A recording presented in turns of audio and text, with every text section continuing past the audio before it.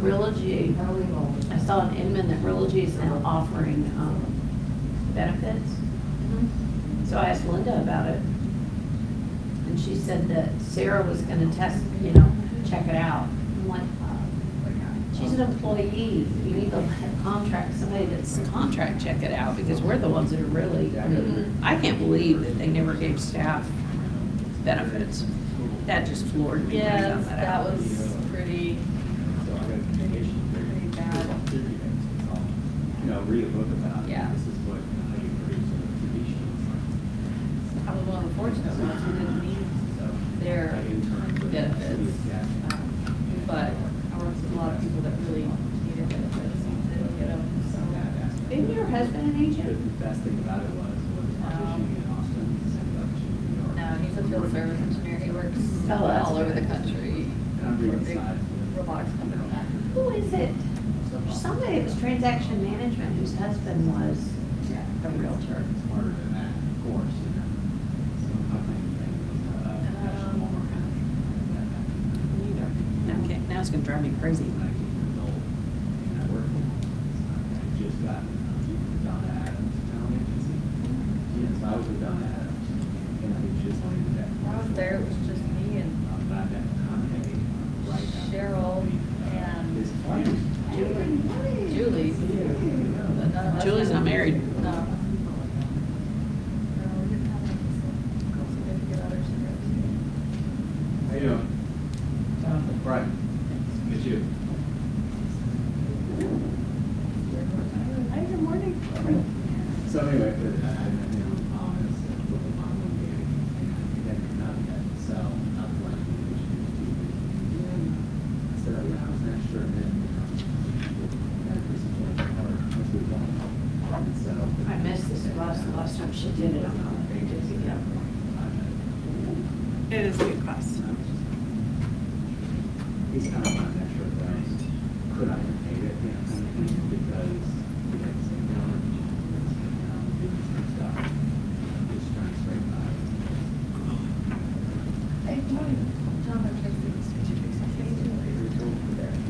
Jess, do you want to get started here in a little bit, or? Yeah. um, We might have met before. What's your Okay. last name? Gray? We must have been in a class together. Yeah, possibly. Yeah. Hey there. Hey, good morning, I'm Morning, Susan. Jonathan. Thanks for being Jonathan? here. Yeah, Sorry, morning. absolutely, yeah.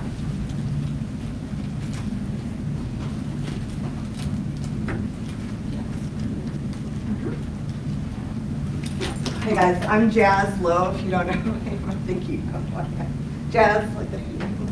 I'm so excited you guys are here. We had some people fall out, people running late, but we definitely need to get started since obviously this is CE class. So excited that you're here. I'm excited that you're going to be able to take this course in a smaller setting so that you're able to ask questions, able to get a lot of great information in a totally different way. Love partnering with Susan so that you can be able to understand how you, maybe even personally, but professionally for your clients, elevate your score so that you can have so many options. We also have a mortgage expert with us today, so he can provide some insight for you. You have some packets that are in front of you. Susan will go over that. I also provided for you what it's called our Agent Powerhouse. We have that twice a month, this little flyer that's there. That is something that I love to do. Let me know if you're interested in attending that. I think I've already added a couple of you to our private Facebook page. Basically, it's kind of a collaboration with agents or within the industry. You have to be personally invited to attend those. I have them twice a month. The second and third Thursday of each month, you're welcome to come to both. I have one that's south and also one that's north. So the one that's north, actually, we're having Thursday right here. Not in this room, but in a different room. I'd love for you to come. It's from 9 to 10. Just help get your day started, launch off. You get some breakfast, get some treats, and you get some great collaboration. So definitely would love for you to come. So block it off in your calendar. I always say that once you set something in your books, once you set something on your calendar, then everything else should evolve around that. So make that kind of your priority. So you are welcome to come. Without further ado, since we're running a little bit behind, I will pass it off to Susan. Thank you so much. And we'll go from there. Yay. Help yourself to drinks, Yeah. coffee, bathrooms down the hall. And Brian, I know you're really comfy on that chair back there, but this is, yeah, come on and move up, because we're just going to be like family today. All the, and because we're talking about money and credit, we need to feel like a family probably, because it's a tough subject to talk about. Always gets us kind of emotionally charged too, and when we hear something that doesn't sound like, I didn't learn it that way, or that's not, what my friend said, or, that, and there are going to be things that, that I tell you today that are completely the opposite of what seems logical and normal. But there are so many things we assume about how credit works that are really, really confusing. And if they're confusing for us, imagine what someone who's trying to buy a home for the first time feels like, a young person, or just someone who has never really done that. So anyway, but before we get started, just a couple of housekeeping things. You do have a packet to take notes. So I encourage you to do that, and then keep them, long term, because there are going to be some resources that we kind of go into today that'll be really helpful.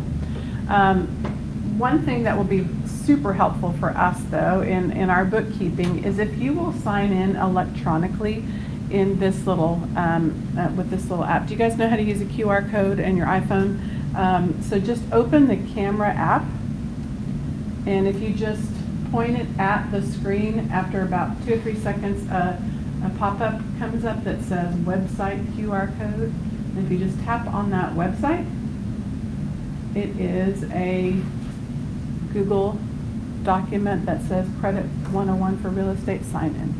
Did you get it?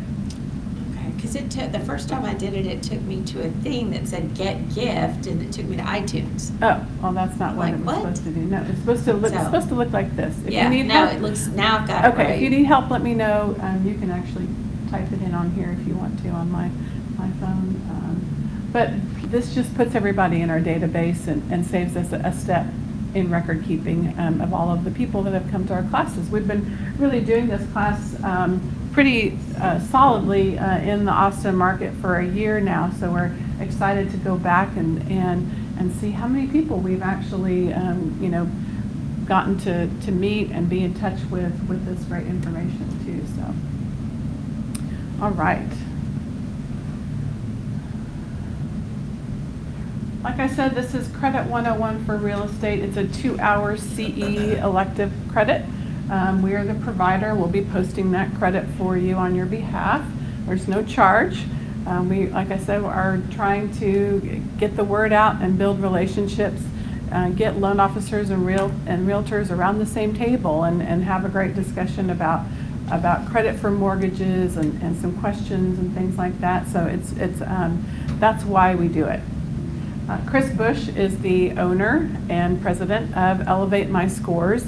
He came to build his own company after spending about 10 years in credit repair, a lot of that on the corporate side.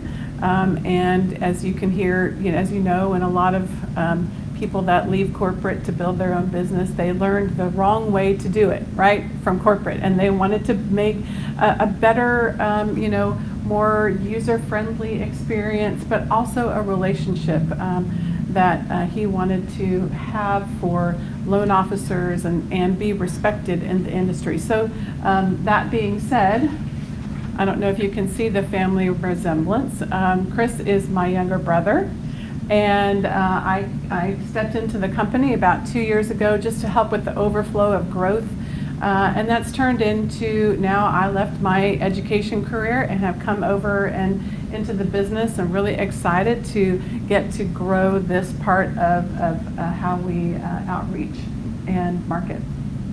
So a couple of things. We are on Facebook and YouTube Live today. If you have ever liked our Facebook page before, you're going to see this in your news feed, so that's really awesome. But I would encourage you, in fact, incentivize that a little bit. We are giving away this cute little coffee mug to someone who likes our Facebook page for the first time today. So if you still have your phone handy and open up Facebook, find Elevate My Scores on Facebook and like the page. I'll be able to see all the names of the people that liked it today. And we'll do a little drawing before we leave today for this cute little Elevate My Scores coffee mug. It's a great season for having something warm in the coffee mug, whether it's coffee or tea or something else, right? All right. If you have a question today that is something like, hey Susan, I have this credit report right here. Would you take a look at it and tell me what this means? That's probably a little bit more in depth than what we can really get into during the class. I do get questions like that all the time, but here's my phone number. Text me during the class. If something comes up and you really want me to follow up with you quickly, then we can go over that. So I'll save that there for you too. I get too involved with the IT part of this, but that's what it's looking like right now. Awesome, which is It's flipped, backwards. yeah. Okay, well, It's flipped around. all right. That's, I think you need to turn the screen the other way. Well, no, but maybe I'll do that. How's that? Is it better? Upside down, right side up?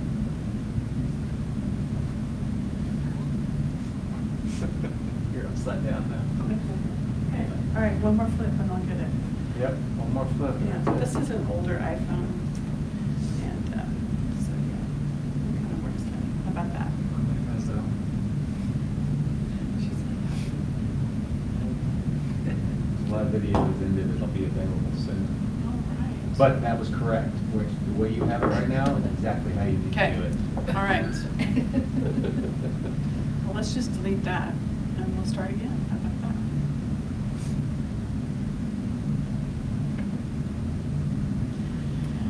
There is a better way to do this, and it's okay. Thanks for your patience. I'm really not trying to make this difficult, but Is this a camera here too? it is a camera. So you have two cameras going? Mhm. Hold on, I guess I'll get Oh,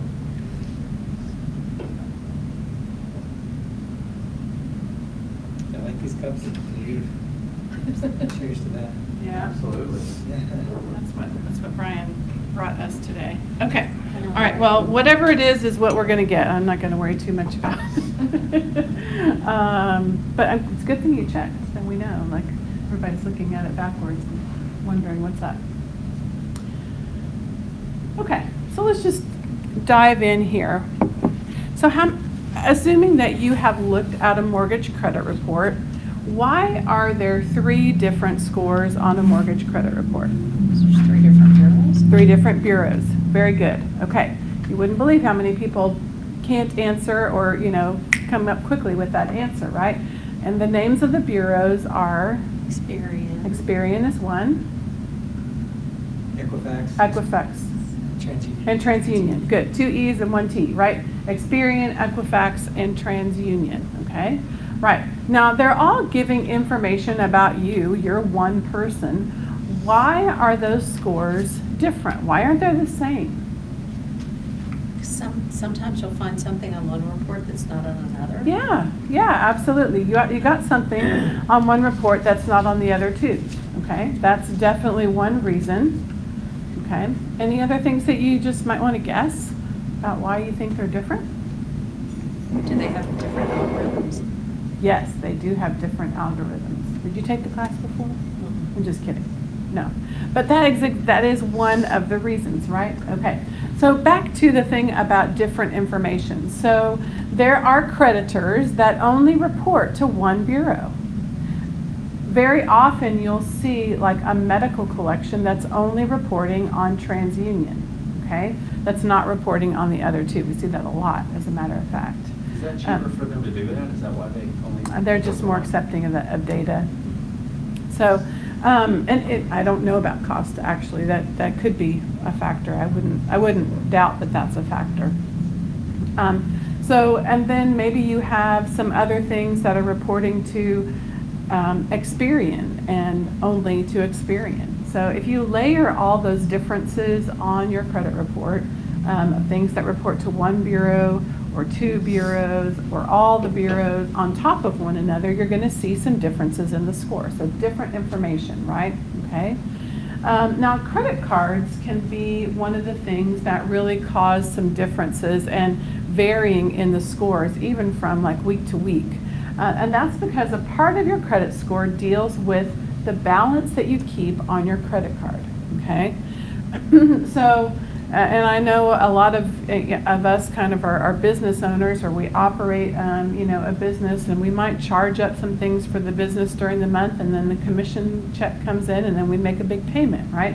So what's on our credit card from week to week really might fluctuate based on that, right? So depending on the day of the month that the credit card company reports, that could be a really different number that's generated from that information. So if it's reporting, if it's reporting on the first of the month when you just made your payment, it's a nice rosy picture, right? But maybe it's not reporting till the 15th, and you've just run up all of your expenses, right? Paid some insurance bills and different things, right? So if it's reporting a high balance, it's going to be a lower score that generates, all right? Now, sometimes a credit card will report at different times of the month about the same credit card to different bureaus. So you might have Capital One, and let's say on the 1st it reports to Experian, right? And you just paid your bill, right? So it's a nice rosy picture.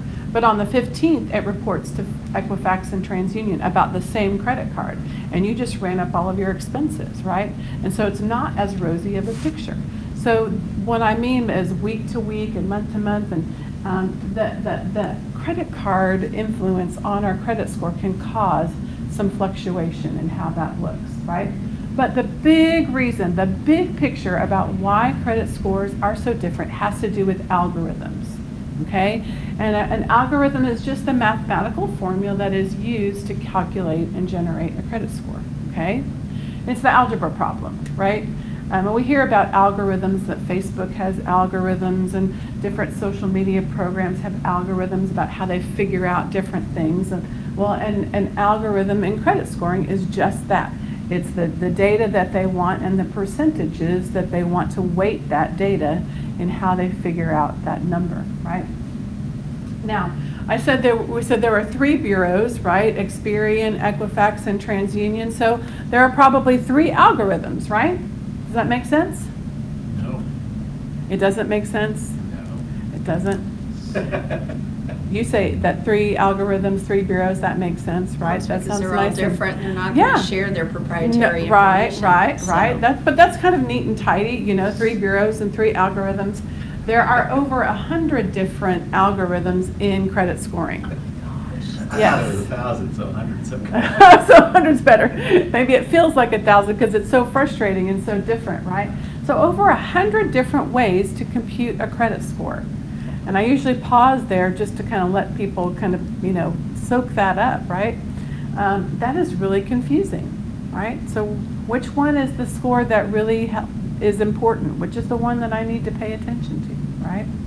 It definitely, especially if you don't know that there's that wide varying of how you can compute a credit score. Now, when we hear of a FICO score, that gives more credibility to the score, right? If you see something and it says, that's my FICO score, oh, okay, so that's the one that really matters, right? It's the FICO score, okay? But even within FICO, there are 49 different FICO algorithms. So a credit score is not necessarily a credit score, right? And now I just told you a FICO score is not necessarily a FICO score. You have to know which FICO score to know what it means and what it tells you, okay? Now, the reason why FICO gives credibility to a credit score is because FICO is the founder of credit scoring, okay? Does anybody know what FICO stands for, where that name came from?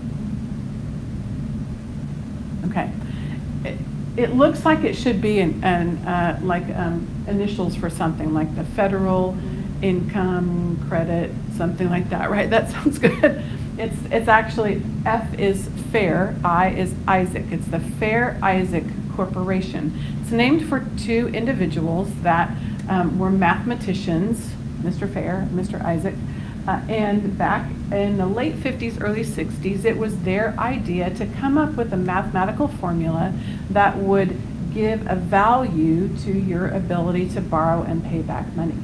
Just to make it simple, that there would be a number, right, that would say, okay, this person is a 700, this person's a 550, right, this person is, that kind of a thing, and that would help. And so they came up with credit scoring algorithms and tried to get them, into proprietary use. And it was actually not until the 80s until credit scoring came into mortgages. So if you know someone like my parents that got a mortgage loan back in the 70s or around that time, they didn't use credit scoring, right?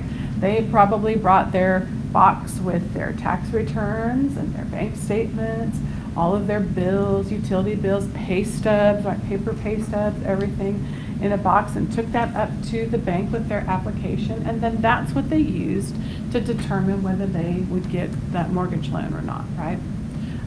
So it could be very subjective, right? Or you could be missing some paperwork and it would be hard to complete, right? So a credit score adds something to the underwriting process that's a little bit more concrete. Well, at least we thought it was concrete until you said there's 100 different, ways and 49 different FICO. So let's break this down and how it looks for mortgages, right? By the way, when did that change? When did they start implementing credit scoring? Into mortgages? Yeah. I don't know the exact year. I want to say mid-80s. That's good. Yeah. So out of the 49 algorithms in FICO, 9 are mortgage algorithms. They're designated as mortgage algorithms only, okay? So that means the other 40 are like for auto lending or other types of lending, right? Credit decisions or consumer scores, okay? So out of those 9 mortgage FICO algorithms, there are 3 that are the ones that are used today. So when Brian pulls a mortgage credit report, the algorithms that are used in determining those mortgage credit scores have names. They're called Fair Isaac version 2. That's the name of one of the algorithms. So these formulas have names so we can keep track of them. The next one is called Beacon 5.0. And the third one is called Classic 04. And so those algorithms are the ones that are on mortgage credit reports today. So let's say if your home buyer has gone down to Wells Fargo and they got a credit report, and then they go to Brian and Brian pulls a credit report, the scores are going to be derived using those same algorithms. So all loan officers are going to use those algorithms, right? Those 3. Now the other 6 out of that 9 are older algorithms that are really not in practice today. The reason why they're not is because underwriting and the secondary market of mortgages has really driven the market to say these ones are the ones that are going to be the most valuable to sell, right? Where they're underwritten more specifically, right? And I think post 2008, it's definitely, gotten to be that way where those mortgage lending, has really dialed in.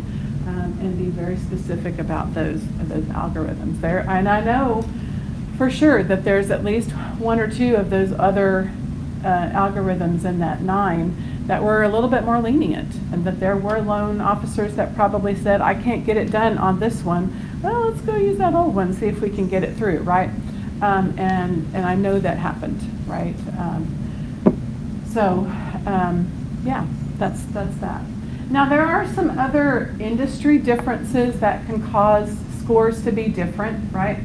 The mortgage industry has its own, score overlays and things. Auto credit scoring is often very much higher than mortgage credit scores. So someone's mortgage credit score might be 600, but their auto credit score might be a 675, right? That's very common. Insurance has its own credit scoring system for property and casualty, that kind of thing. Credit cards, obviously, they have some differences. And then let's talk about internet credit scores, because this is where the confusion is. This is like the new Wild West of credit scoring here, right? And it's kind of hard to figure out what that means, okay? So basically we get so much information on our phones, right? We can see our money, right? We can see our medical records. We can be in touch with all of our contacts. We can get everything from our personal devices, right? Okay, and we take a lot of pride in that, right? At any second, I can tell you, how much is in my investment account. I can tell you, what's in my checking and my savings, and I can tell you my vitamin D levels from my blood, work that I just had done, right? You can get all of that information right here. So why can't I just pull up my credit score today and tell you exactly what it is, right? And that why can't I get the same score that Brian is getting, right? I should be able to do that, right? Right? But the answer is that the credit score that you can see on your phone or in your credit card app, like Capital One has a credit score, Discover has a credit score, your bank might tell you your credit score or your FICO score, right? But all of those credit scores that they're getting are consumer scores, right? Okay? And more than likely, you're seeing them on Credit Karma, right? Yep. Which is Experian they show, right? No. Credit card, no. No. They show. No, they show Equifax and TransUnion only, yeah. But still, it's a consumer score, okay? All right, they're showing you the data from Equifax and TransUnion, but they're using an algorithm that's not a lending algorithm, not for credit cards, not for auto loans. It is an informational score. It's a consumer score, right? But what you can learn from looking at Credit Karma is my score going up over time, right? Did my score take a big drop, right? Is there something new? Ooh, there's a new AT&T collection. What? I turned that thing in, right? That's what you can gain from using Credit Karma, right? But Credit Karma is not going to give you a loan, right? So they're not using a lending score. The only way to get a mortgage score is to call Brian, put in an app, and he's going to give you a mortgage score, right? That's it. Yes. So the question I get, because I encourage my buyers to talk to different lenders, because just because this guy has a better rate, this guy may have different fees, so if you're only going to stay in the house 5 years, this may end up being a better thing. And I always tell them to compare, but, and I encourage them to do that in one day, because I know, and I've been told a couple of different things, but the most consistent thing I was told when I became an agent was that you can, within 30 days, you can have as many mortgage lenders as you want checking your credit, and it's only going to affect your score like it's one hit, because the algorithm can tell that you're obviously not buying 30 houses, you're shopping for a mortgage. Same with used cars when you go and buy a car, or a car. So what's the truth? I mean, does every time they hit it, I know that's a soft hit, but is every time a mortgage company check it within 30 days, is that counting as one thing, or is every single one hitting a little bit? That's a really great question. And do you see the pie chart on the handout? Yes. When we talk about new credit, we're going to talk about inquiries, okay? And there are the types of inquiries, and we'll talk about shopping windows, right? Okay. But basically, I guess what I want you to understand here is that a mortgage score is going to be a specific score for mortgage lending, and it is almost always lower than a consumer score, okay? So that mortgage credit score is, as a rule of thumb, about 30 points lower than what you see on Credit Karma, okay? All right? And if you've got someone who's new to, the idea of home ownership and, and this, moving to this stage of life in their finances, they might, really think that, well, Brian just messed up my credit, right? Right? And if you can say, now, hey, let's talk about it, right? Right? So a mortgage score is designed to to calculate the risk of borrowing that really big amount of money, right? The most amount of money that most people will ever borrow, right? Right? You're not going to get off the bat be able to get a credit card for $300,000, right? So the risk is based on, the capital outlay, right? So that's something to consider there. And when you explain it that way, usually people go, oh, okay, I get that, right? Because they're not going to, out of their pocket, give someone $50 if they never pay them back, right?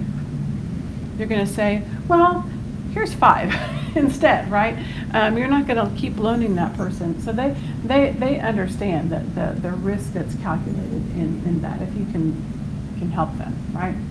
Brian, do you have a lot of issues with that? People wondering, why is this 30 points lower? Did it dip because you checked it?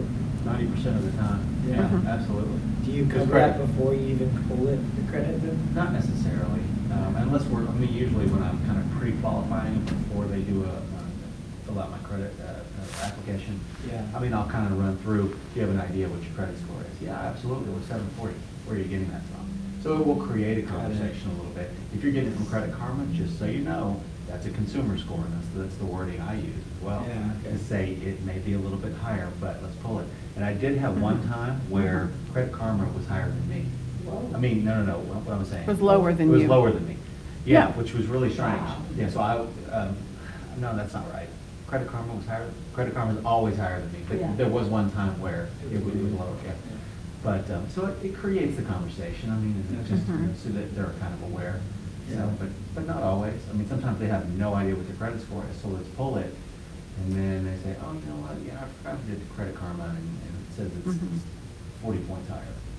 So then you have to kind of go into the conversation, so. Mhm.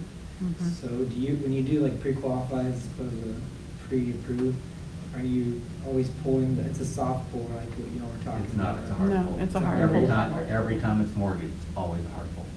Okay, that's what I was wondering. Yeah, for like insurance many times will be a soft pull, yeah, Mhm. yeah, they don't Mhm. typically go hard. But mortgage every single time, but I'm interested to find out what Susan's gonna say about that window, because I've always heard that 30-day window too, and I don't know what it is these days, so. So Mhm. before we get there, one more Mhm. question on that, and maybe both of y'all can Yeah. answer, but when they pull that, because it is hard, it's 3 to 5 points, so what does that Mhm. cost them? Mhm.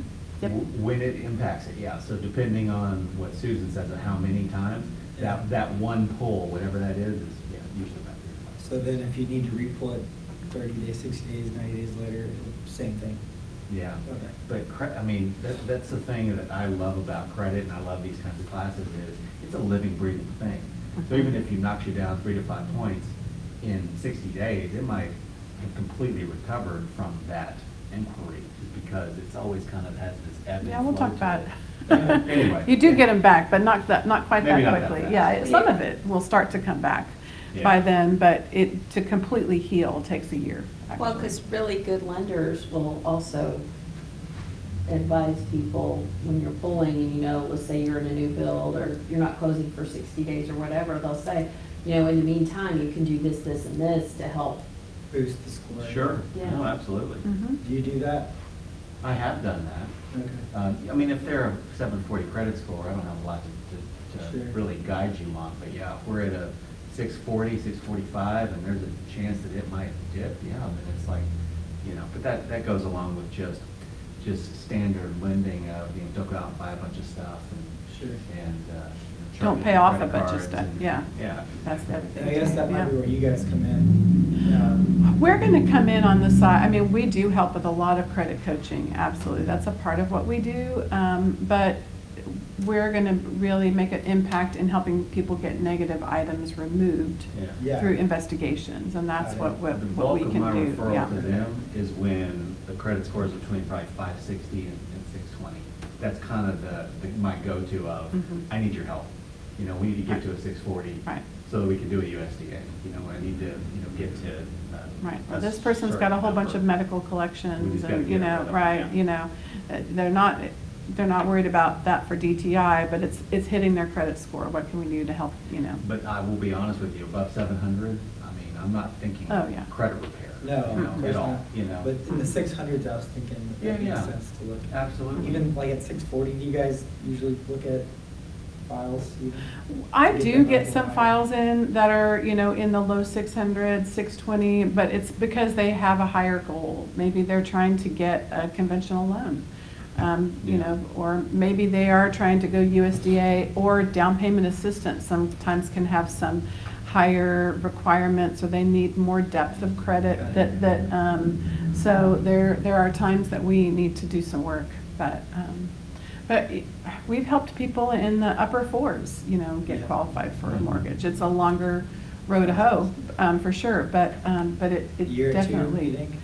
Yeah, could be. It really depends on why they have a 400. Do they have a 400 because they don't have any open activity and they just have a bunch of collections? Yeah. Then that may not be as long, right? But if they have a 400 because they're not paying on the open activity that they have, then that's a different matter. So anyway, okay. All right, so this just kind of gets us oriented into what a credit score is, why they're different, how the industry drives what the credit score means, and then, the big takeaway here is so that when your buyers are accessing their credit score and they see it in their credit card statement or they see it on the app or whatever, that they know what it means and that they expect that there's going to be some give and take when it comes to their mortgage score. And that one inquiry on a mortgage score is not going to make their score drop 35 points, right? Mhm. So when Brian pulls it, it's not his fault that the score went down from what Credit Karma said, right? That's not where that difference comes from, okay? Your score might drop 3 points from when Brian pulls it, right? But not 35, okay? The 35 has to do with he's using a different formula. Why is he using a different formula? Why is it so confusing? So then you have some information that you can, go over with them and help them understand what that means. And then build trust from you to the loan officer in, in understanding and learning about this process too, so, okay. Those three algorithms, does my company choose which algorithm they want to use? Is that how they're doing it? Well, they don't choose anymore. I mean, really, those are the three proprietary main ones. But if there were new algorithms that, let's say, came on the system, Well, I guess what I mean to say is which algorithm is chosen, who chooses that? well, each bureau has its own algorithm. Bureau Like I think, like Experian is Fair Isaac version 2. Okay. So each one's assigned to a different Gotcha. bureau. Well, if so that that's makes good to sense. know, because that's why Yes. you have 3 different scores and they're all over the place. Yes. It's not just a matter of Yes. reporting things. but Yeah, they sometimes- can't just decide, oh, well, Experian's going to use Classic 04. No, Experian always Okay. uses Fair Isaac version 2. Gotcha. And so they each have their own Oh, one. okay. Yeah. So And it's you, one for each then, even though there's always other ones, they just choose one?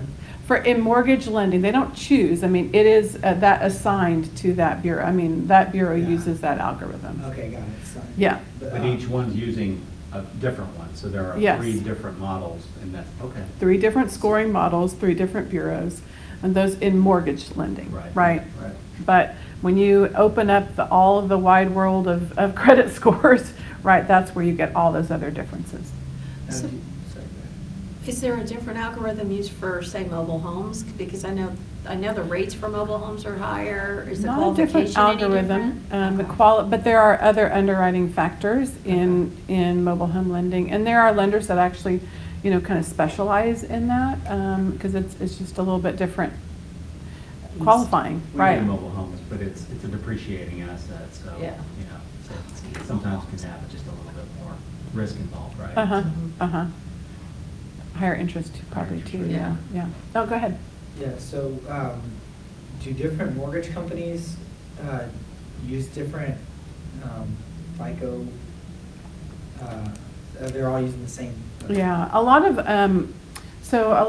especially corporate mortgage companies use like a credit reporting service that does mortgages, Yeah. like Credit Plus and some others, and they'll grab all the data that they can find. They're checking public records, they're checking all of the addresses, they're verifying lots of information. So when they pull that mortgage credit report in, it's not just the account data, right? There's a lot of other information that's on there too. So that's a good question. Yeah, why is that? Okay, so here's the pie chart, right? This is the scoring model of the 5 different sections that go into the mortgage FICO algorithm. We're going to talk about each section and how it impacts the overall score and just some things that are good to know as it relates to that one. We've already talked a lot about inquiries and new credit, and definitely we will be talking about that. But let's start with the largest section here, which is payment history, okay? So 35% of your credit score, the largest percentage, is the payment history for everything on your credit report that is open and active. So everything that you're currently making payments on, your mortgage, your car loan, your student loan, your boat loan, your Harley loan, your credit cards, everything that you're making payments on, okay? This is also where your negative information lives. So anytime that you have negative information on your credit report, it hits you here. So late payments, collections, charge-offs, bankruptcies, tax liens, anything like that is calculated in this largest section here as well, okay? Now, something to note, and I really want to emphasize that in this section is your open and active accounts. Once you pay off an account or close an account, it no longer calculates in this section, okay? Right? So if you pay off your car loan in 4 years or 5 years, that trade line is still going to be on your credit report, but it's not benefiting you in this section any longer, which is why Brian, once he gets that application in and gets them set up, he's going to say, all right, don't close anything, don't pay off anything, because that data is helping this largest section. Has anybody ever experienced that where you paid off something and closed it and then your credit score went down? Yeah. Yes. Okay. So this is why. Especially if it's an installment loan, okay? Like I'm thinking like a car loan or a student loan, right? Where you're paying on it. So every time you make a payment on an installment loan or a credit card that's open and active, you're increasing the months of review, okay? And when you look at a credit report, you're going to see that months of review total. The higher the number, the more that account benefits your credit score, okay? So every time you're making that faithful monthly student loan payment, right, or your car note payment, you're ticking up that number. And then that trade line is benefiting you more and more to help grow your credit score, okay? Is there a benchmark for that number? Like 60 months is kind of like the gold standard, or does it not really matter? No, just the more the better, More the better. right? Okay. And let's talk about the differences in revolving accounts and installment accounts, okay? If I use the word revolving, are you pretty familiar with what that means? Like Kohl's, MasterCard. Credit cards. Right, credit cards, Yeah. right? Any store cards or major credit cards are revolving accounts, right? Money goes in, money goes out, like the revolving door at the hotel, right? But you can always borrow it back against that line of credit, right? An installment loan, you're given a line of credit for a vehicle, let's say $30,000, right? And you just have to chip away at that balance gradually over time. If you get it, if you pay that $30,000 truck down to about 15, and then you say, ooh, all right, it's time for some new rims and tires, right? You can't borrow back against that line of credit on that, right? You have to get a new line of credit in order to do that, right? So that's not the way installment works. So in this section right here, every month that you're making a payment on an installment, you're gonna have a month of review and be increasing that number, right? But you don't always use every credit card every month, right? Do you have any credit cards that you just don't use? All right, you just keep in the back of the wallet just in case, right, for gifts? or for a case of emergency, right? And so when you don't have activity, charges and payments on those cards, you're not increasing that month of review, right? So you may have a credit card that's been open for 5 years that should have, right, 60 months of review if you were using it every month, but maybe it only has 15, right? Because you've only used it a few times. So it's really not, in this section, it's based on the months of review as far as how that benefits you. So if you're wanting to know kind of a little hack about how to help some of those older credit cards maybe increase your score to kind of squeeze a few more points out of your credit score, charge a little bit on those, every now and then, okay? Probably every other month maybe. Certainly every month would be better, but if it's a major credit card, put your toll tag account on it. Put your Netflix bill on it or something like that, or charge a tank of gas, right? Just a little bit of activity. If it's a store card, buy a gift and pay it off, that kind of thing. But however you're keeping those accounts active, right, that's going to benefit you more here. Is it better to pay them off or pay them down to like 10%? Now that's a different topic. We're going to talk about that here. Okay. Yeah, that's utilization, and that definitely influences this section. But right now we're just talking about using it or not using it, right? Or having that activity. Activity is the word we want to use there. So would good activity be you use it, you pay it off every month? Is that? It can't. good? I mean that is activity. Yes. Okay. Yes. Absolutely. Okay.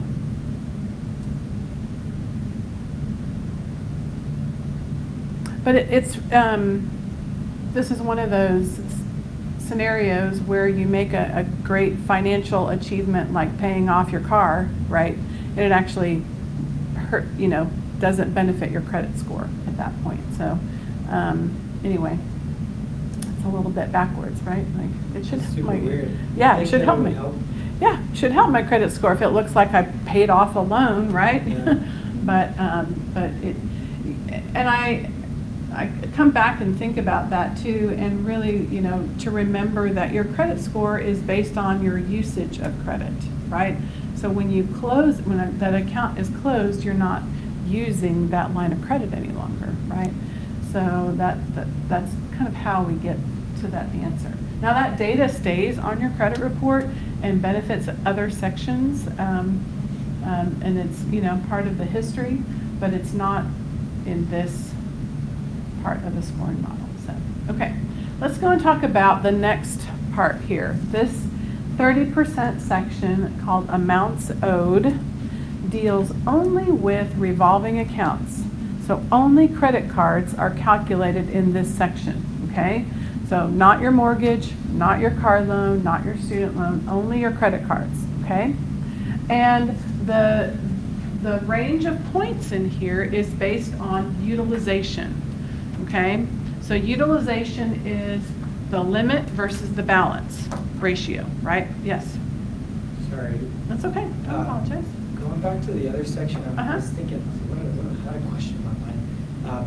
Is it possible, and I've seen this happen, so I think it is, but to basically put, like, let's say that there's two co-borrowers, I'll just give you an example. So there's a son and a mom, and the mom has really good credit. Maybe they're applying for an apartment, right? And so the mom has really good payment history on her credit cards, and she puts the son on a credit card. Doesn't that boost his score?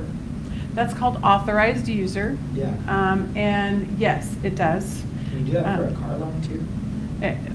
For anything. Okay. Yeah, and we will talk about that here too, Okay. about length of history and such. But yeah, Okay. that is a good tool, depending on what you're trying to get accomplished. Yeah. So just to illustrate utilization, let's say if you have a $1,000 credit card, you charge $900 on it. So then your utilization is percentage-wise, what would be that percentage? 90%. 90%. Okay. And then you make a payment of $700, and now your balance is $200, and so now your utilization is 20%. Okay, so that's kind of what we mean by a percentage, right? Each credit card has its own like silo of utilization, but then there's also an overall range there. Now, here's the big takeaway here. Let's say you have a potential buyer who does not believe in credit cards because they're too scared. They don't want a credit card. If I can't afford it, I'm just not going to buy it. I don't want it, right? They get no points in this section. That's 30% of the max 850 credit score. If you do the math, that means, that means they can't even qualify. Even if they had an ideal picture of everything else on their credit report, if they don't have a credit card and they get no points here, they're probably not going to get into a home loan. What's the max credit score? 850. 850. The mortgage. So what percentage is that again? 30? 30. Yeah. That's huge, right? This discussion always leads us to talking about Dave Ramsey, and I don't want to make it sound like that he's giving bad advice, because his advice helps people, really confront their issues of dealing with money and spending, right? Which a lot of people really need to do, and get a hold of that. But and in the process, he may counsel people to pay off and close so they don't repeat the behavior, right? But if you can separate the behavior and use the credit as a tool, right, that's what you're going to need to get a mortgage loan, right? So maybe the process with working through that is, pay off everything and then, close it or, hide it, put it in a lockbox, right? And then come back and use it as a tool. And use it as a tool where you're going to really show good utilization, not max it out, not keep it at the limit all the time, right? Let me ask you this, does it help to have like more than one in this section? There is, in all the sections, yeah. Okay. Yeah. So, okay. So just generally though, like we said, higher utilization means you get less points in this section, right? Okay. Lower utilization means you get more points in this section, right? Okay. The sweet spot for utilization on your credit cards is about 20%. Okay. So that's where you're going to get the most bang for your buck in terms of points towards your credit score. Okay. So if you now even below 50, you're still going to have a good picture, but 20 is best if you want to know what's best. 20 okay? is better than 10 as a sweet spot. I was Yeah, always yeah, told better 9. than 0 for sure, Yeah, right? I was told 10 also. Yeah. Yeah, Yeah. that's interesting. Yeah. Or I've heard 10. Yeah, but still, it's never 0, right? Right. It's never 0. And so when Brian gets an app in, one of the first things he's going to do is like, well, how can I squeeze some points out for him? Well, they pay down their credit cards from 900 to 200, right? Their score can go up, 27 points. Well, that's really great, right? And he's going to do that based on the formulas of this, and that's a quick fix, right? But it never tells you to tell him to pay it down to 0, right? No, because that's not as beneficial as keeping $10 on there for whatever reason, right? And so that's going back to paying it off every month, and like we like to do, to feel financially responsible. I'm not going to carry a balance. I'm not going to incur any interest, right, on that, using that card as a tool. But for whatever reason, keeping a very small balance is better than 0. So, not that paying it off every month is bad, but if you want to know how to squeeze a few more points out of it and get your credit score, and let's say maybe you have a 718, and a 720 would really help you in that refi, right? And it's different what you can get at a 718 versus a 720, right? So how to do that? That might be one way, just a tool, right? Okay. So. Is everything that you're teaching us, it's obviously valid for right now, but has it changed over the years? So like 5 years ago, you would have taught this class completely differently than you Yeah. are today. So it's kind of always has this ebb and Yes. flow of things that change and, Yes. and make the most impact, right? Yes. Kind of, okay. Yes, absolutely. 'Cause I remember taking a class 5-6 years ago, Uh-huh. and it's all real similar, Mhm. but the numbers are kind of tweaked a little bit differently. That's where I Mhm. think that 10% sits in my head from years ago. Yeah, I was taught that in investing class like 2 years ago. They said 9% was the sweet spot. So, It just changes. yeah, Yeah. so 20%. And the algorithms, evolve a They're little always bit. updating, Yeah, yeah. yeah. But that really makes sense about the paying off, because I have clients that have done that. They've gone and they haven't talked to the lender, and they've gone Yeah. and done stuff, open an account so they can move everything, and Right. the lender's like, they just messed up their credit more. Yeah. I got this new shiny card. And I can get all these points, right? And right, yeah. Well, and I tell them in my buyer consultation, it's Yeah. like, don't pay anything off, I mean, I Yeah. got this whole, raise your right hand and repeat after me, funny ha-ha, but it's serious. Yeah.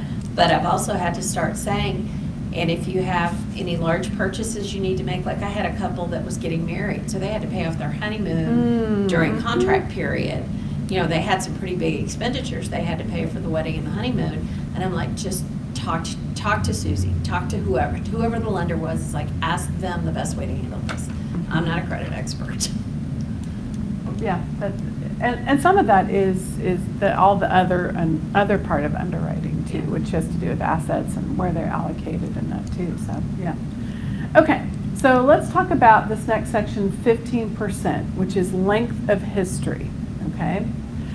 So this is a straight up average of all of your open and active accounts. The way to maximize this section is to have 25 years of average credit history, okay?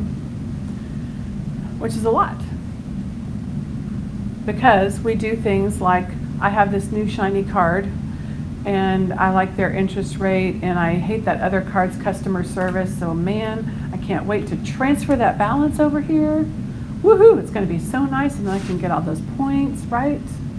Right? But what you do when you close that other account is you start the account history for that length of history over to 0, right? Because you closed that other account. So it's right? length of history per account, not just overall. It's an average, so each one contributes to the average. So if you got one with 5 years and one with 10 years and one with 30 years, you add all the numbers up and divide by 3, right? And that's how you get that. It's an average, okay? So how do you kind of make some quick changes in this section, right? Not just, well, you're stuck. You can become an authorized user on a credit card that would help benefit your length of history in this section, okay? 25 years is the sweet spot. Is the average, That's that, yeah. That's how to max this section, right? So Right. Too bad for Yeah. millennials. Yeah. Well, unless mom or dad puts them on a credit card, and then they may have a length of history that's as old as they are, right? And so that an authorized user is not financially responsible for the debt. 25 years. Yeah. Yeah. So an authorized user is not deemed financially responsible. They're not a joint user, okay? So a joint user has to apply with their credit and their income in order to be, to share that responsibility, right? So authorized user just gets added to the account to use the account, but the main user is still financially responsible, right? The authorized user may or may not actually have a card issued in their name, and especially in case of, parents and young teenagers, right? They may not want to give that teen a card just yet, right? They may want to hold off. But they might want them to have that credit scoring data so that they could go get their own card, or they could get a cell phone account in their own name, or they could open up utilities in their name for the apartment that they're going to share with their, roommate, right? That kind of thing. So that's the reason why that might be, right? In the case of spouses, that can really be helpful. We had a couple one time that was a second marriage for both of them. They were down in San Antonio area. She had great credit. He had a terrible score, but it was basically because he had a really thin file, only had some old collections, like medical collections on there, right? And nothing really open and active. She added him as an authorized user on 2 of her really oldest credit cards, gave him a 90-point boost. Wow. Right? Because he got lots of benefit, right? This section, and this section, right? So that's kind of how that helped that situation. So Now, I'm always kind of put a star here to let the loan officer chime in, just to let you know there are, from mortgage company to mortgage company, and especially bank mortgage officers, loan officers, may have some, underwriting guidelines that might tell them that an authorized user also has to be showing some financial responsibility for that debt, okay? And so I would always, before you tell somebody to go do that, check with the loan officer and make sure that they say, oh yeah, that's fine, or ooh, right, well, how much is that, right? If that's a, $50,000 credit card, I don't know that I want my, my little FHA borrower that's getting a $150,000 house to be, right, that they may have some restrictions. So just check, right? And see. I've worked at companies where we had to remove the authorized user. Yes. Where I am now, I haven't had it come up as an issue with, Right. I've ran Yeah. credit reports with authorized users, Mhm. it's not a big Mhm. deal. Right. But I have worked places before where it's at the false score in the sense of, in the underwriter's eyes, Mhm. so they have to be taken off as an Yeah, authorized user. yeah. Not where I am. Unless they can show that they, are making payments from their bank account toward that debt, Right. was the answer that I got, then they would have to That be sounds removed. reasonable. Yeah. That's a question on that. Yeah. Uh-huh. So, like, would it make sense for a spouse to get onto, like, their, maybe the car loan of the other spouse, as an You authorized can't user? get on It's- you can't get on a car loan as Oh, an you can't? authorized, no, only a credit card. A credit card is the one that's gonna be an easy add. An Okay. auto loan, you would actually probably have to refinance I see. and then to have both Mhm. persons' credit and income on the Understood. car loan, Got it. yeah. Okay. The credit Yeah. card, you can call up today and say, I want to Yep. add so-and-so, and they'll Yep. add you, right? Yep. Yeah, pretty easy. Mhm. And then they'll ask, do you want a card in their name? And you can say yes or no at that point, right, yeah. Now, when it comes to this average, having a thin credit file versus a thick credit file is something that we talk about in credit circles. So if you have a thin credit file, that means you just have only a few accounts. Maybe if you have one credit card and one, installment account, right? So if you have that kind of a thin file and you really need new credit because you've got to, get a hot water heater, right? And you've got to go open a Lowe's account, right? Which happens, life happens, right? Or your son's car breaks down and you got to go get that care credit thing so you can buy a transmission, right? I just talked to somebody yesterday who had that happen to him, right? Sometimes we need to access our credit. But if you have a thin file, if you add a brand new account to that with zero length of history, right, the average is really going to be affected because of so many or so few accounts. If you have more accounts on your credit that are open and active, right, let's say 4 or 5 is maybe a healthier number, right, when you need to open new credit, when life happens, right, then it's not going to affect the average as much as it would if you had a thinner profile of open active accounts. Does that make sense? So in that case, like, let's say someone's just starting Mhm. and maybe they add as an authorized user on somebody else's, but they Uh-huh. open up like 3 new accounts at one Mhm. time. Ooh. Is that like a new hit every time, or kind of like mortgage within 30 days? Well, there's a section of the credit of the score that deals with new credit, and Okay. you do get dinged for having new credit, but you're also going to lower this average at the same time. So you're really hit in 2 different sections. But maybe you're benefiting, by having a credit card when you didn't have. So it's a little bit of a chess match, right? You lose a little bit here, but you gain some here. There are.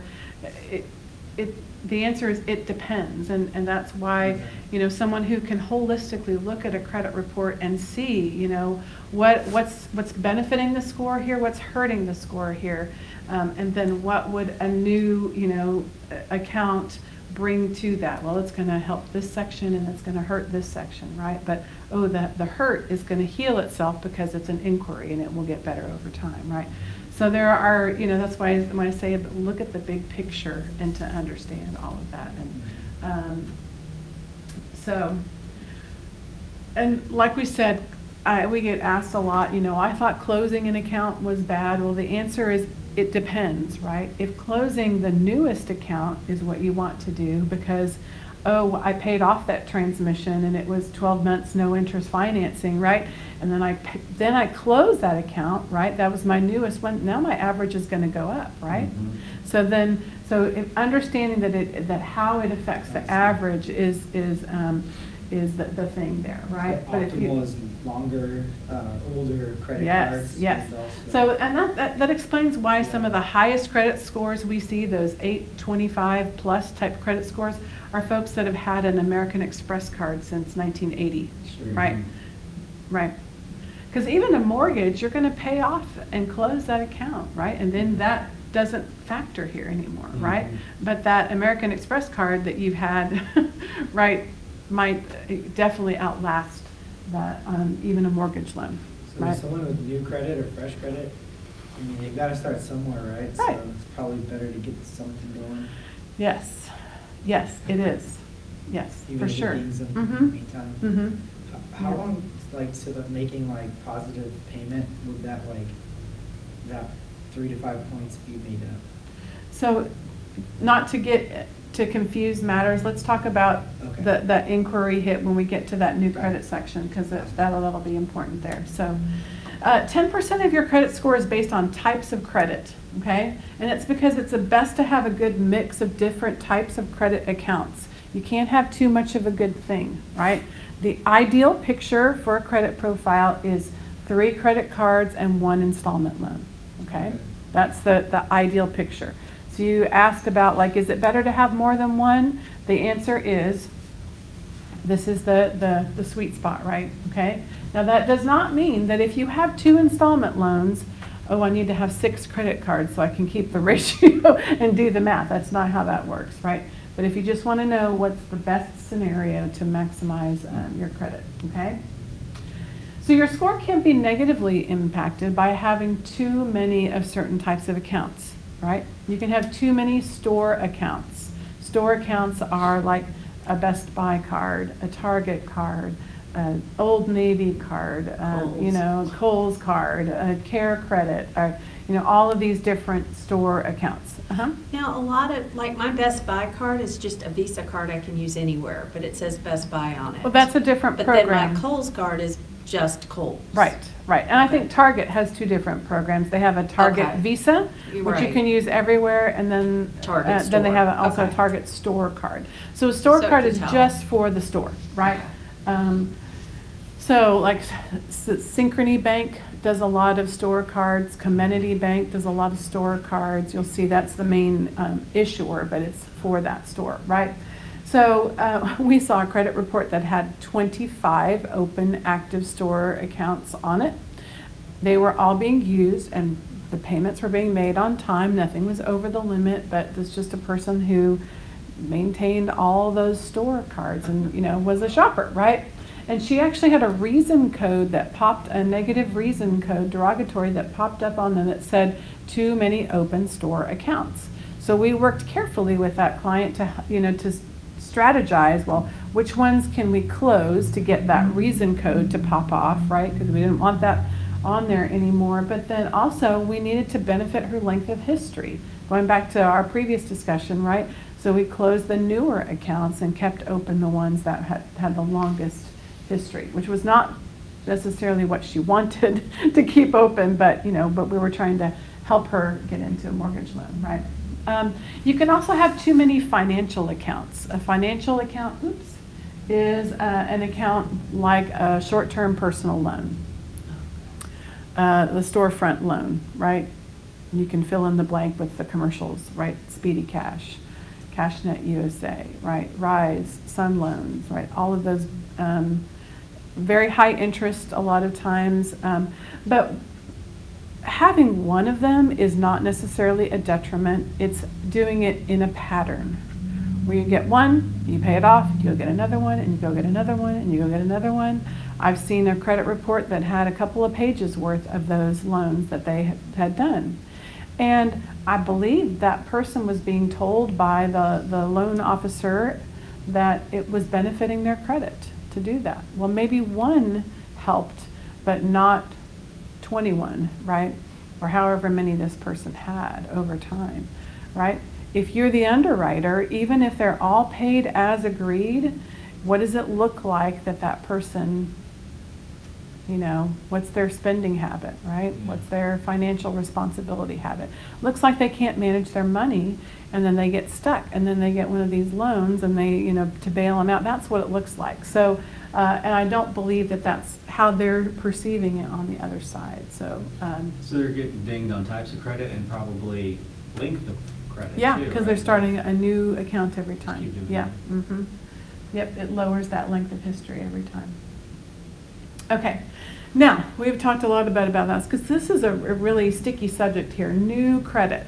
Okay, so 10% of your score deals specifically with new credit. So anytime you open up new credit, you're going to see a drop in your score from this section. Okay, no matter whether it's installment or revolving. And the reason why is that the highest rate of default in any type of account happens in the first 90 days. Okay? Of any type of account. Okay? So that's why once we get over that 90-day hump with the new credit, then some of that new credit, drop will start to come back. Okay? Will start to heal itself. Okay? Now, another part of this section deals with inquiries. Okay, so an inquiry is any time that someone has checked into your credit profile. Okay, there are two types. There are hard inquiries and soft inquiries. You guys seem familiar and kind of know what that means, right? A hard inquiry is where you're applying for credit. A soft inquiry is where they're just taking a look, right? Like Credit Karma is a soft inquiry. A lot of times when you're applying for insurance, it's a soft inquiry. Like a job application background check, that's going to be a soft inquiry, okay? Getting a credit line increase on your credit card is going to be a soft inquiry. Those pre-approved offers. Yes? I've always wanted to know why. Why does having somebody look at your credit or pull an inquiry, why does that negatively impact your credit score? So if you were the underwriter looking at a credit report and you looked at this person that's got 35 inquiries in the last 2 months, does that person look more risky than the person that has 2 inquiries in the last 3 months? If it's different things, Trying then to open yeah. a bunch of credit. But if they're not opening the credit, then why does that? Why are they not opening the credit? You just have to wear your underwriter hat. Yeah, I mean, I want to just- approve this loan, but they've had 35 Are they getting, inquiries. are they getting turned down for something? But why, or- why does it affect like if you just have 2? Why are you getting dinged for just having 2? I just don't understand why there's points taken off at all. Well, I think it's because they don't know if you're just going to do 2 or you're going to do 35, so they just incrementally So kind of this hit is their you way of to mitigating. mitigate a little Mhm, bit there. mhm. Yeah, Right. like if you go to the furniture store and apply for credit for $3,000 worth of furniture and you're approved for it, but you don't open it at that point, you could get your mortgage loan, go buy your house, and then go back to the furniture store and buy the furniture and drive up your DTI, which after the loan is issued, but that's, same thing with insurance underwriting, they're looking for risk. And, there are certain credit things that make you more susceptible or more likely to be more prone to filing insurance claims. That's how insurance looks at it. So I think it's, I'd say you're just getting penalized for the behavior. Right, that's what it Yeah. is. And You're it getting may, and penalized it may for- not be true, but because we can't look at somebody's, we boil it down to a score, right? And that's how we have to go off it from a mortgage standpoint. So, certain people may get penalized for that kind of behavior, but it is a behavioral impact to their score. So it just speaks to the type of risk you might be Mhm. Yeah. taking. Mhm. Right, absolutely. Yeah, yeah. So every hard inquiry is a 3 to 5 point drop in your score, okay? And then hard inquiries stay on your credit report, listed on your credit report for 2 years. They only impact your score though for the first year, okay? The most of the hit is in the first 90 days. It gets a little bit less when you get to 6 months. And then by the time you get to 12 months, the score impact is gone, okay? So it's not the 6 weeks like you Doesn't talked about, repair yeah. quickly, yeah. You're gonna get some points back by about, 90 days or so. Get even more at 6 months, but then the complete point drop is after a year, okay? Seems like 3 to 5 wouldn't really hurt many people for most things. For the most part, yeah. Okay, now let's talk about a shopping window, which is what you were kind of going into, right? A shopping window is the theoretical ability of a consumer to be able to shop around for something like a mortgage or a car loan or a student loan in a period of time and not be penalized, so that all of the inquiries that are coded for that product, like the mortgage loan or the auto loan or the student loan, are condensed into one, right? They reduce into one. So if you're going to 5 mortgage companies, you're going to see 5 inquiries, but the score impact is as if it were one. Does that make sense? You'll still see 5 inquiries on the credit report, but they'll only hit you as if it were one, okay? And this is pretty true when you're doing that. We say that window of time is 30 days. We still kind of check in with the industry standards about it. The CFPB is the one that says that, that you should have that window of time to be able to shop, right? Now, in auto lending, it's a little gray, not just black and white. Usually in mortgages, a mortgage, inquiry is going to say it's a mortgage inquiry, right?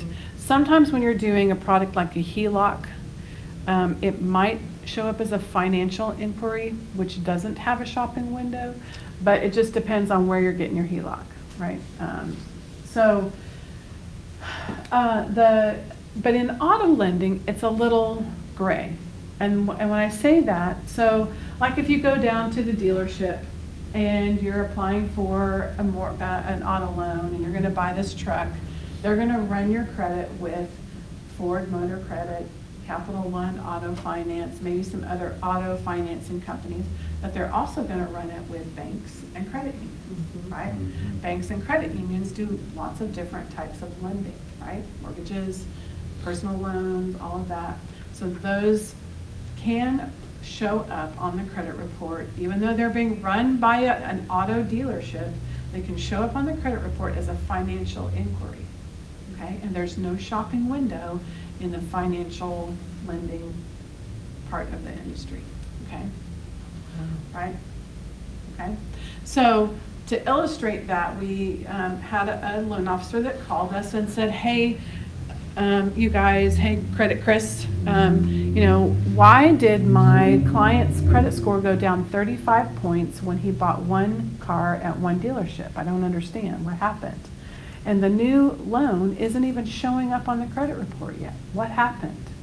We figured it had something to do with inquiries, but we took a look, right? Scrolled down to the bottom of the credit report and looked at the inquiries. There are 14 inquiries on that day that this gentleman went to one dealership to buy one vehicle, right? 4 of the inquiries said they were auto, right? The other 10 said they were financial inquiries, okay? So the 4 counted as one, and the 10 counted individually. So 10 plus 1, and that's where we figure the 35-point hit came from. Can you get Right. those corrected? Yes, Okay. yes. You can I've just- seen this personally too. Have you? Yeah. And, when it comes to that, I don't think they know that they're hurting your credit, in the process. I don't think they think it's a bad thing, because they hear that there's a shopping window, right? It should be fine, right? But it depends on the back end what the coding is like. So maybe ask specifically, hey, I know I have a 7-something, right? So just run it with Toyota and we'll be fine, right? Or go to the credit union and get your pre-approval for a car loan and take that with you, and you don't have the need to do the shopping window process, right? So, Um, so what they did in the case you mentioned Uh-huh. was that one company shopped it out to all these other places? Yep, they just shotgunned it, like blast Yeah. and cast. That's what happened when Yep. I bought a car last year. Uh-huh. Leif Johnson Yeah. just Mhm. I don't even know how many, and I couldn't because I thought it was the whole shopping window thing. So, but, So their goal is to get you the best rate, but they don't know Yeah. what they're doing. They right. don't know how Well, it's coded. They insist, Yeah. they insist, oh, no, it just counts, because I asked, they said, oh, no, Yeah. it counts as one, because you know. And I think they think it counts Yeah, as one, sure. right, but if They you don't know what the understand code is. that, but some of that is, Wells Fargo Bank and. Right. Wells Fargo also does mortgages Yeah. and personal loans and business loans, right, and all of that. Credit So cards. that's, yeah, so that's how it gets muddy. So Does the CFPB regulate when I'm running it, that I'm running it and the big banks run it, it's all coded as mortgage? Yes, So they do regulate that, so that is the same? yeah, Okay. yeah. So I have a client that, he bought a truck last November. Uh-huh. And that might be something he needs help with. So if like you guys were to work to take those other ones off, Mhm. if they shotgunned it like that, Yeah. how long does it usually take to get that removed? Is there a number that you, like a range? We would just need to have a quick consultation, and I need to see the credit report to see, that and other factors that are, impacting the score too. Yeah. But, like, this is not a class about credit repair, but it always comes up and you have lots of questions. So maybe at the end, we can talk a little bit more about how that works and, Yeah. and specifically. So this is usually the point in the class where we get up and stretch and take a break, but we kind of started late. So if you need to go take a quick restroom break or whatever, or get a refill on your coffee or grab another donut, go ahead and do that real quick. But then we're going to start back with the second half of the class here. And maybe the answer is just as you need to, get up and take a break, go do that. I'm going to get some water, I do know that. But then we'll start in just a couple minutes here with the second half. And I'm going to talk really fast.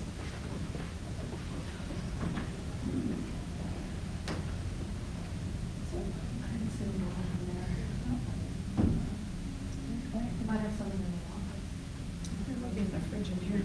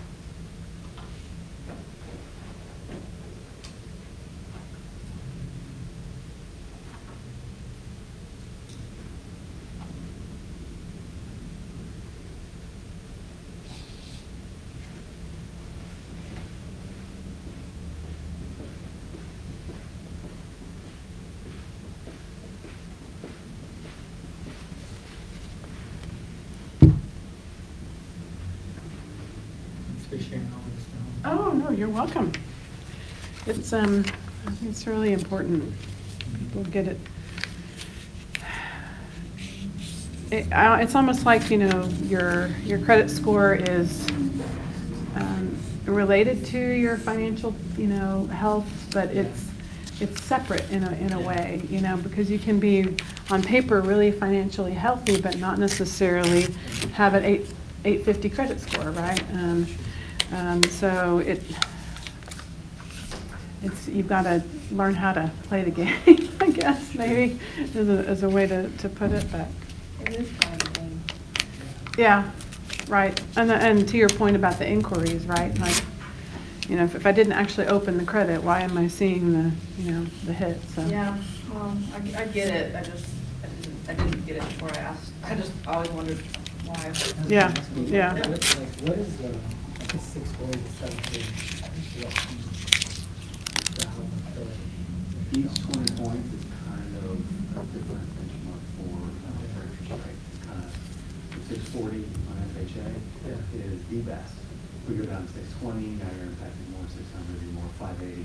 Probably it's tough to predict what we can do. But each one of those points of scale kind of make the difference on the interest rate. So like a quarter. Yeah, not even that much, but it kind of is, it's loan to value driven, it's credit driven, all. But 20 points, you kind of figure that's kind of the benchmark. So even on conventional, you can do it at a 620, but a conventional loan at 620, I mean, it's like 8%. It's So if not somebody really- has credit that really sucks, It doesn't take- and they're not related to you, can you add them as an authorized user? We still think about it. And that'll help their score. What about somebody that you're buying a vehicle for and they're driving it, but you're making the payments and loans in your name? I've heard of, like, whenever you want to own or finance a house, there's a place that you can go through where the people make their payments to, and that middleman reports. Yep, or self-reporting or rental reporting. Yeah. Oh, okay. Yeah. Cool. I think the link is in your packet there Okay. too. It should be, we use this one because they report to two bureaus. There are some out there that only report to one. Uh-huh. So this reports to Equifax and TransUnion, Oh, okay. so it has the best, opportunities. There it is. Yep.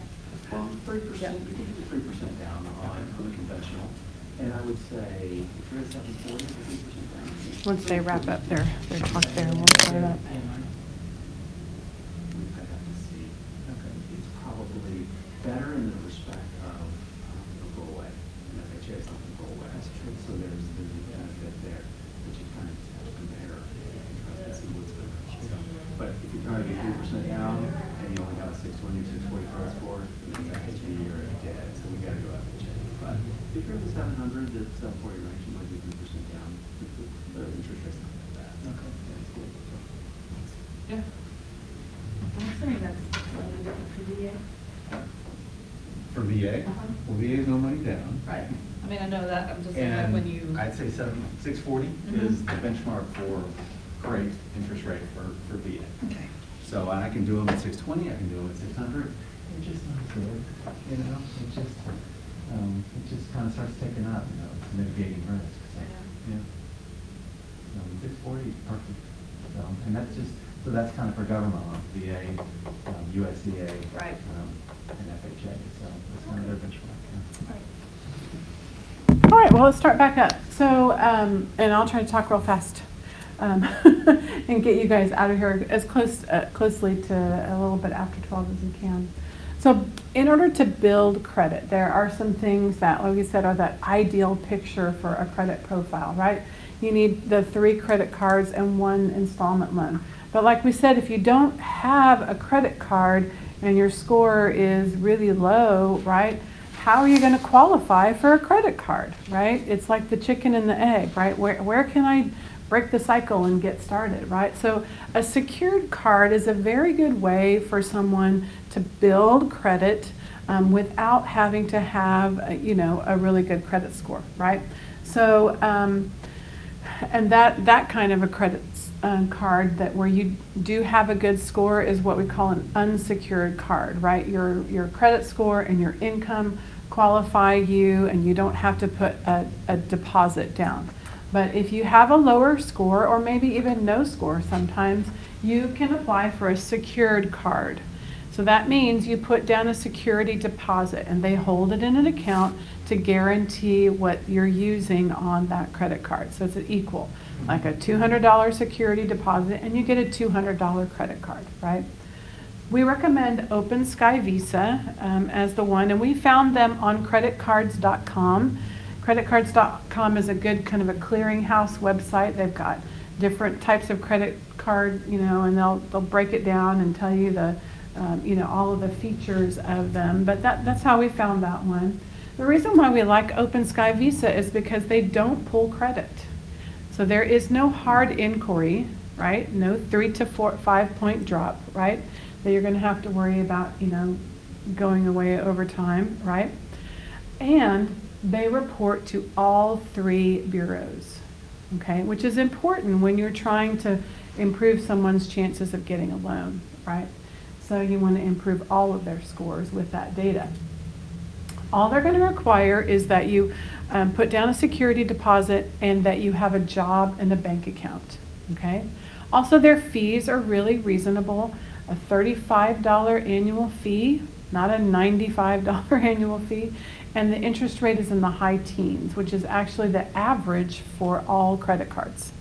So I know that there are better rates out there, but to get started, 18% is not bad, right? It's not as bad as some that are 35 or, right? There are some unsecured cards that have higher interest than that for sure.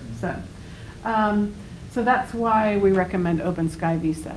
Capital One has a really good secured card, but they're going to pull credit. And there are other credit card companies out there that do pull credit. So if you have someone that just has no score or like a 500 score, they're not going to get the Capital One. So you start off with Open Sky Visa, use it for a few months, and then the score generates and improves, and then they can qualify for Capital One.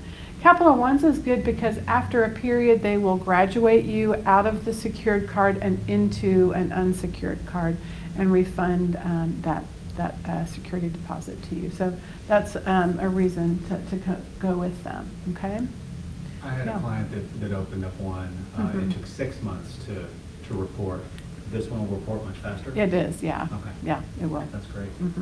And there are others out there. I think there's one called First Progress, and there's some other different revolving security accounts. But those are the types of installment loans, like we said, that to get that 3-to-1 ratio. And then let's talk about some self-reporting that you can do to help build your credit. So one of the types of self-reporting is rental reporting. And so this is a service that allows you to report your rental payments through an agreement, through a written agreement, like an apartment lease, or you're leasing with a property management company where you have a written lease, and they'll actually, scan all of that in and then contact the landlord and then report those rental payments as an open active account on your credit report. It's really good. The link is here in your packet. I know it's a little long just to, remember it, but if you want to refer back to the packet to grab that. So it would be a good way for someone to build history if they're renting. If you've been doing it for like 3 years, if you just found out about this, can you? You can pay a little bit more for a look back up to 2 years, and they'll go back where you've had a lease for that period of time, right? So it's really good. The other type of self-reporting that's gotten a lot of media lately is Experian Boost.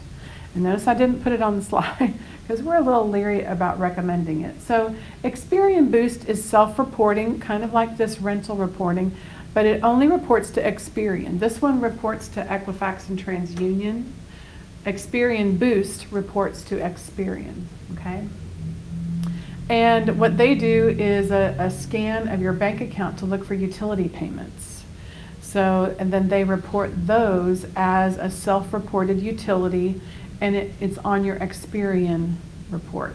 So there's a commercial, you may have seen it, where the guy says, I just raised my credit score 12 points, like that, right? But it was just his Experian score, right? Because that doesn't go to the other bureaus.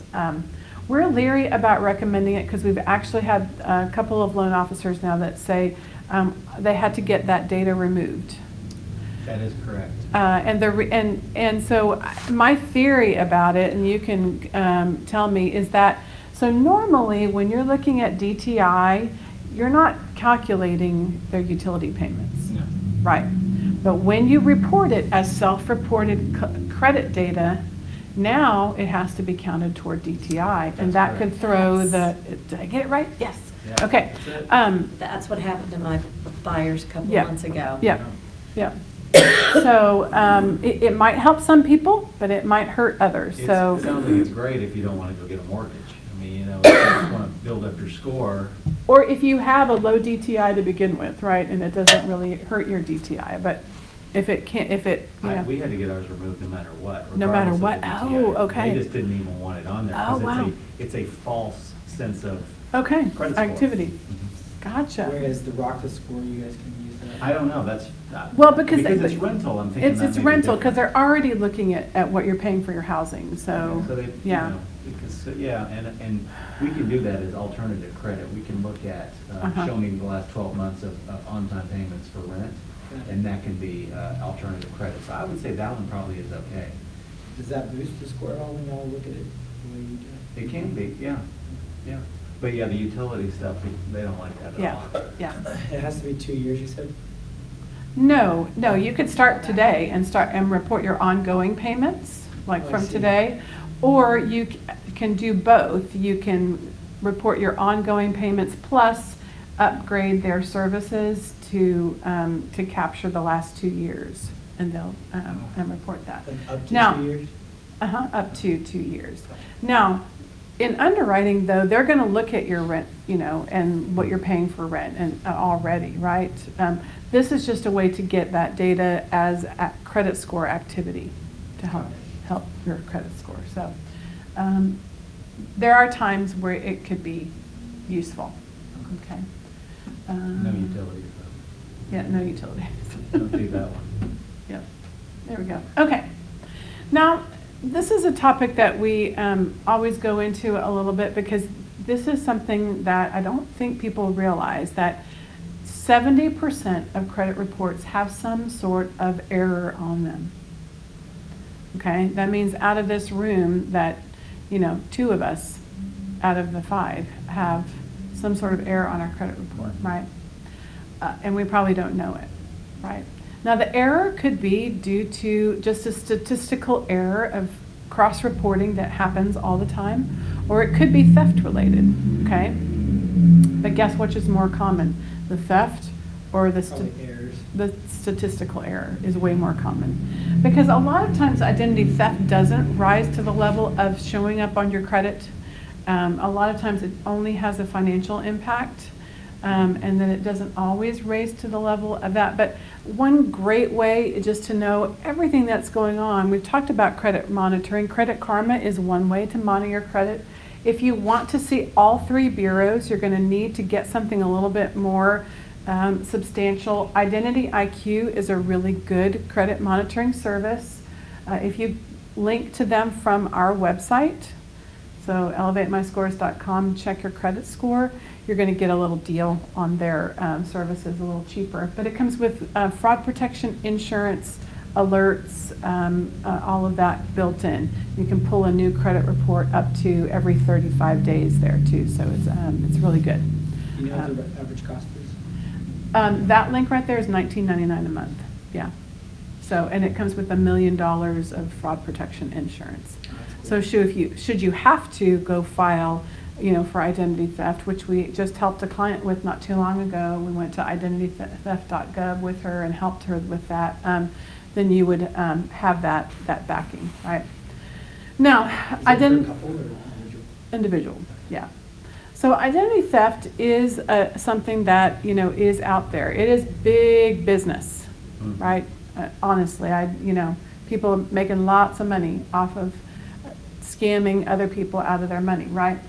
Mail theft and dumpster diving is where they're looking for a document with an account number or a social security number on it, right? They're going through mail, they're going through trash, trying to find sensitive information. Can they do anything with the credit card offers that come? Because they don't really have our social security number or anything on there, and they're not active accounts. If they get other information that they can use to help, in the dumpster diving process, yeah, Okay. yeah. Pre-texting is not something you do before you send a text message. This is a type of scam. So basically, I know this person is a senior citizen, they live alone, I'm gonna call them and pretend to be their grandkid, right? That's in jail and needs bail money, right? You may have, hopefully have heard about that type of scam, but there are lots of others, like Microsoft is calling you, telling your computer is, sending messages. There's one recently where Apple support calls you. In fact, it even said it on my caller ID. It was Apple support. I'm like, why is Apple support calling me, right? To tell me my iTunes account had been hacked. Well, they were calling on my home landline, number one. And so I asked them, I said, well, which iTunes account? Because there are 1, 2, 3, 4, all the kids and me, right, you know, and they couldn't tell me which one. So I knew it was a scam, right? So that's that type of scamming, right? Now, there are a lot of fake debt collector scams also. I got one recently, and I was really scared because they said they were served me with papers. And then I started asking some questions, and I quickly learned that this is not someone who's valid. They don't have a website, they don't have an email address, right? They were just calling to harass me and see if they could, you know, coerce me into giving them my payment information. And I was really nervous. I hold a insurance license. I have a state of Texas teacher's license, right? So I can't have a judgment or, you know, someone serving papers on me like that. I was really worried, but it was all scam. Haven't heard a word since then, since I hung up the phone. But I thought, wow, that's a good story from my class, though. Shoulder surfing is where somebody looks over your shoulder and can see you type in your PIN and then steal the card later, so they would have card and PIN. Phishing is a message where they fraudulently send something like, this is Wells Fargo, click here, you know, to verify your information, but it's not really Wells Fargo. I got a text message that was something like that, but I don't have a Wells Fargo account. So I knew it was phishing, right? But that's how that message comes. A skimmer is a device on a gas pump, right? Hopefully you've heard about that, how to avoid that. A breach is where a big repository like Experian, you know, gets hacked into and all that data gets dumped and sold. Ransomware is on your device. So if you get like a virus or malware that can lock up your device and demand a ransom. I had a realtor that was in the middle of doing a contract, and he was actually in a class, but telling us this story about how he had clicked on an email that looks like it was from Trek. It was one character off in the email address, but there was a link, and it downloaded something and locked up his computer and demanded a ransom. He was trying to do a contract and all of this. He had to take it down to the tech guys at Best Buy, and they were able to get in and get it off. But it was definitely cost him some money, not the ransom, but in the services of getting it off. So be careful there. And then of course wire fraud. In Austin, hopefully have heard a lot about wire fraud in the real estate industry. There are a title company that is no longer in business in the area as a result of that. So just be very aware of how you're telling your buyers to communicate to and from the title company, right? So enough said about that. Okay. What was it pretexting again? Pretexting is a scam where they use information that they have about you to gain further information. Okay. Like the senior fraud is the best example that I know, right?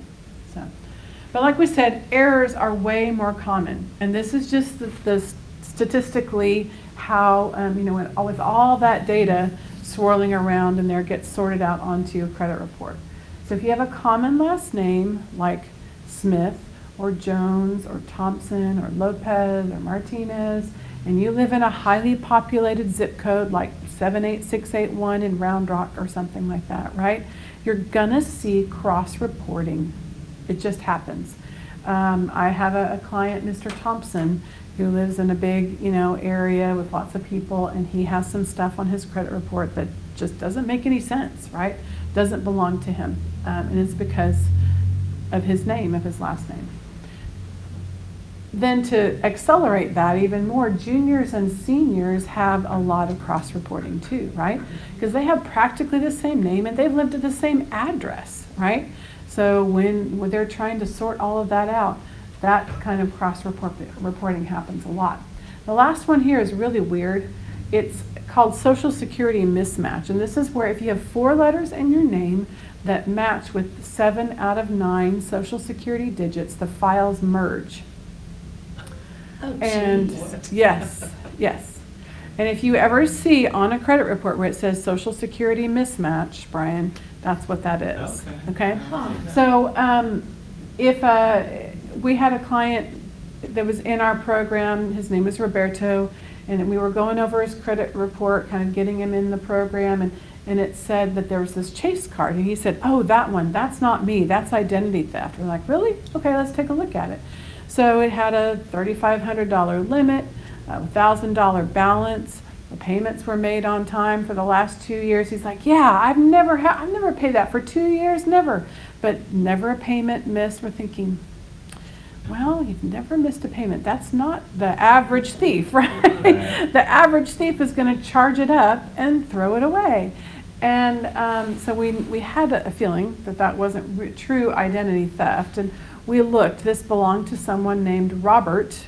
And there were 8 out of 9 Social Security digits that were the same. Wow. So that's where statistically that happened, right? That explains why in families they don't issue consecutive Social Security numbers any longer.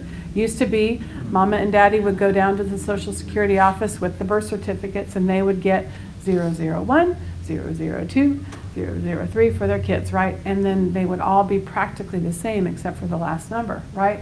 But they don't do that anymore because it's caused this, headache of information, okay? Now, these are all the types of negative items that can be on a credit report. Collections, bankruptcies, bankruptcy items, that's something that's been through a bankruptcy, come out on the other side, like Chapter 13. Charge-offs, profit and losses, inquiries, tax liens, judgments, medical collection.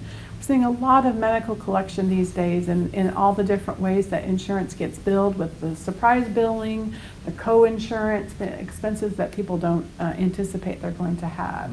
Mm-hmm. And seems to be they're a little bit more quick to send it off to collections, or maybe people that don't know that there are ways to negotiate that medical debt or ask for assistance through the hospital. Of course, divorce-related issues, like we bought this thing together and then she got mad and stopped making the payments, that happens a lot. Identity fraud, like we talked, foreclosure, short sales, repossessions, and of course, any and all late payments. This is where we, in the credit repair industry, get to work and can help people through a process of investigating.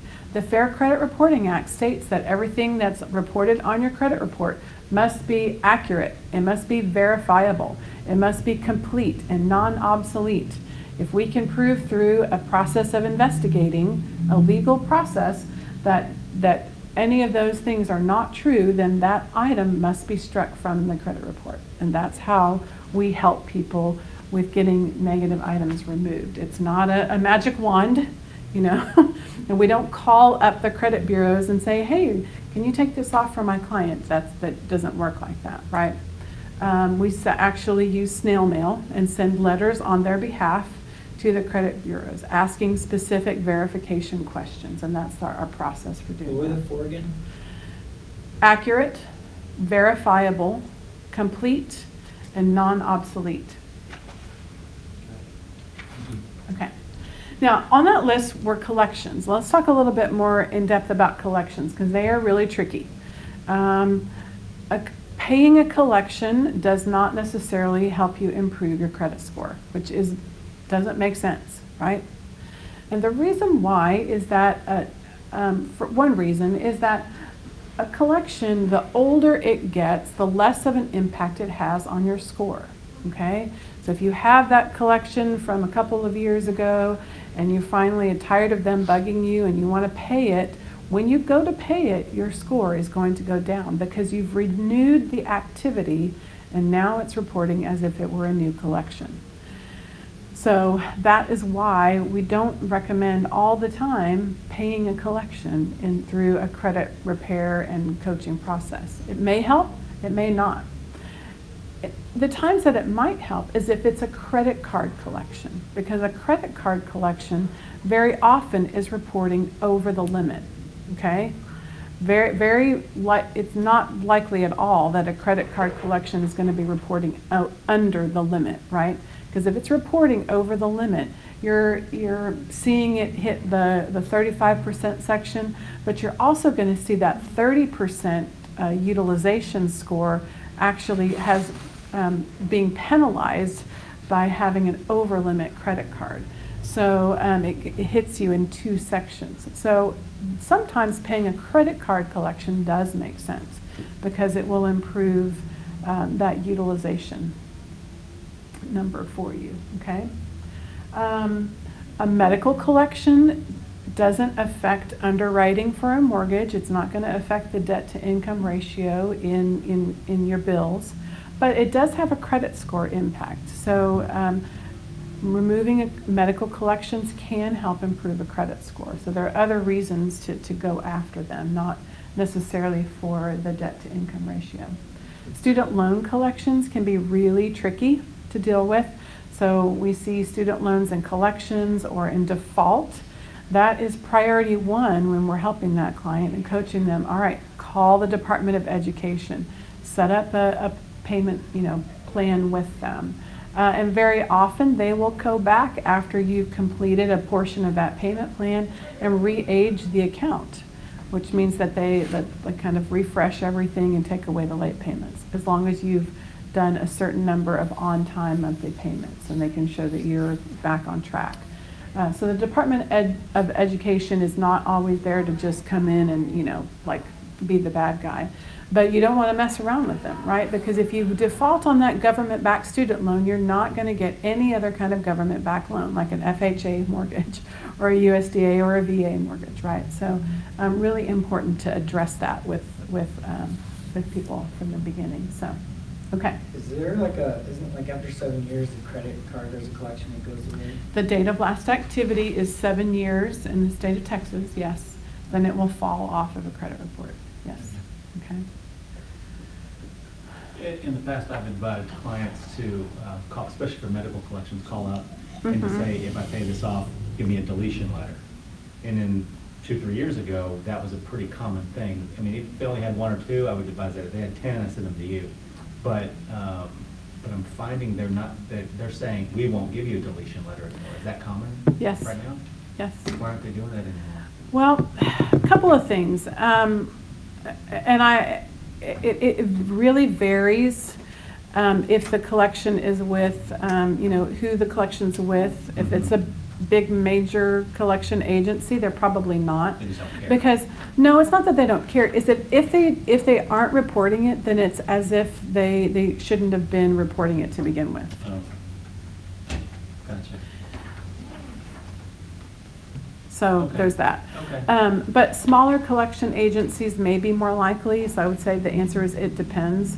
But we are less likely to recommend that, because what if they do go pay that 2-year-old medical collection, they take $500 out of their savings to go pay it, right, that they could have used for earnest money or something else, right? Right. And then their score drops and it's still there. Yeah. So if we could, on the reverse of that, investigate and remove it, then that would at least help them get the loan. So this is a point where, we've asked Brian a lot of questions along the way, and it's really great that he was, has been here so that we could just have that open conversation. But do you want to tell us a little bit about how you can help realtors and home buyers, and just tell us a little bit about your programs Sure, at Geneva? Yeah. I've got some flyers here.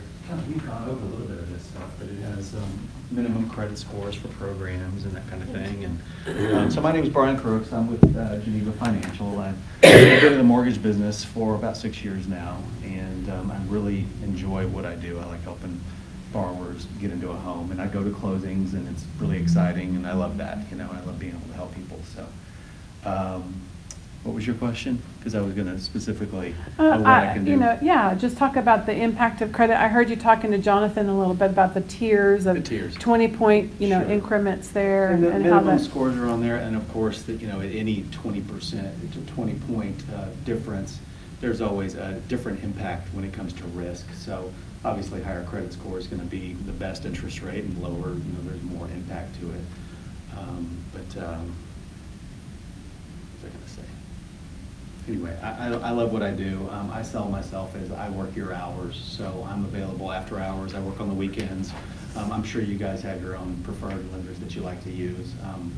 if you throw me in the mix as a second chance lender, I love it, you know, just to be able to take a second chance look at you know, helping our clients. But I have 2 clients. You're my first client, and I believe in white glove customer service, and so my first communication is with you, and then obviously borrowers is my second client. And but I over communicate. I send emails out every Friday. Any client that we're working with, even if it's 2-year-old client and they've been in Elevate My Scores for the last 2 years, they're still on the list because they're somebody that we need to follow up on. And I'm kind of a never say die kind of loan officer. That's so and good. that's really why I've partnered with Chris and Susan over the last, I mean, I worked with Chris probably 5 years ago. Yeah. And then Susan here in the last couple of years.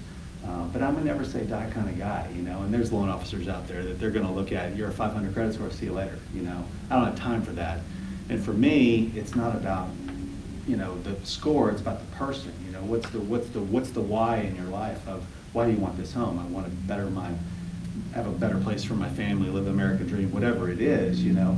I want to get you there, you know, and it's, if we can't do it now or we can't do it in 6 months, let's do it in a year, let's do it in 2 years. And you know what? But you got to stay in touch with And, people. and that's so good that you said that, because the clients that we see that come to us that have a loan officer and a realtor that check in with them periodically, I mean, it's terrible when I, you know, get a call from someone and says, hey, I haven't talked to this client in about 9 months, you know, can you tell me what's going on with their credit score? I'm like, you haven't talked to that client in about 9 months, you know, Yeah. Gee whiz. But not as a way of judgment, but man, but if you're encouraging them along the way, you know, and just checking in, how are things going, even if it's just a postcard or whatever, you know, Yeah. just like it helps the process and the relationship building too. So that's so good that you have that communication built in. So it's not just That's really great. transactional for me. Yeah, It's not absolutely. just a paycheck, you know, there's people behind these, you know, why we're Yeah, doing this, yeah. you know. And so I have a passion for that. And so, so the realtor partners that I work with, they're the same way. They treat people like family, you know. I guess the way I originate a loan is, you know, how am I going to originate a loan for my mom?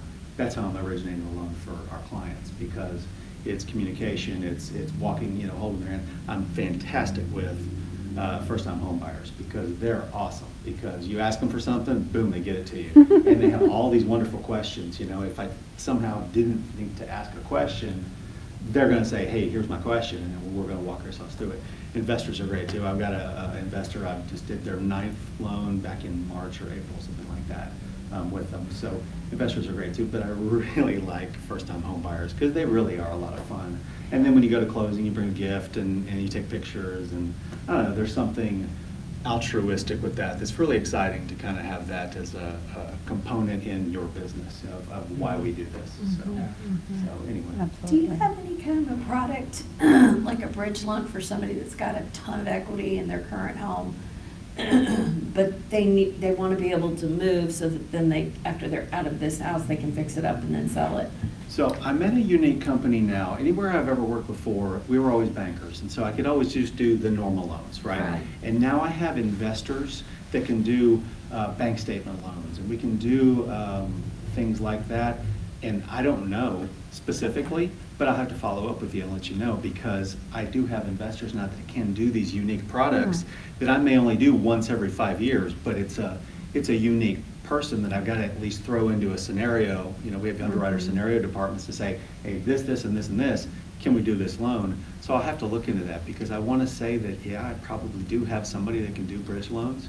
So, but I've always, I mean, the last 5 years of my life, and I'm coming up on 2 years with Geneva, but I've always had just the typical, you fit into a conventional box or FHA box, and now there are these investors out there that are starting to come out with all these really unique products. A friend of mine used to be on-site sales for Guillen Homes, and now he works for a pool company. So he called me up and says, hey, can you do pool loans? And I'm like, let me see. So I have 2 investors that'll do a pool loan, you know, in a home style renovation loan, whether it's purchase or it's refi. But I had never even thought of that as a product. But now I want to be the pool guy, right? So now I got to dive into how do I do this pool loan, because I don't know how to do one. But it's a renovation loan, and it's just basically putting that pool in with whether you're repairing your kitchen or bathroom. It's the same thing. They're making a pool. So I will have to get back to you. Get your information. I'll let you know about the bridge loan. Do you guys do land loans? I don't do land loans. I have a land guy that's up in Georgetown. You do? But land is really funny because he's told me that back from the 1800s, when Texas first started doing land loans, it gets real specific and it gets real, what's the word, specialized, where like, I don't think he can, like I was trying to do help out some friends in Bastrop, and he couldn't do Bastrop County, but he can do Williamson County, he can do Burnett County, and it's just real specific when it comes to that, so. Okay. But I can get you that. Cool. But yeah, we don't do land, so ours has to have an actual home on the property. Do you have one-time construction loans? Yes. Okay. Mhm. Yep, one-time construction.